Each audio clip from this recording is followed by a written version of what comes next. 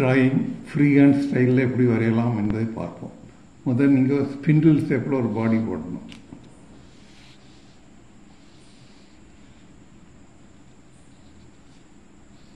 Spindle ஷேப்பில் பாடி போட்டுட்டு இந்த பாடியை அப்படி கர்வ் பண்ணி விடணும். டெயில ஒரு ஐ போடுங்க.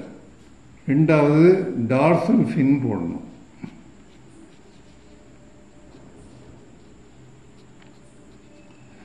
அடுத்தது கில்ஸ் போடணும். அடுத்தது வென்ட்ரல் ஃபின் போடணும். ஏனல் ஃபின் போடணும். அப்புறம் லேட்ரல் ஃபின் போடணும். அதுக்கு மேலே ஸ்கேல் போடுங்க. நிறைய ஸ்கேல் போடுங்க. இதுதான் ஃபிஷ். சின்ன ஒரு மவுத் போடுங்க. ஒரு நாஸ்டில் போடுங்க.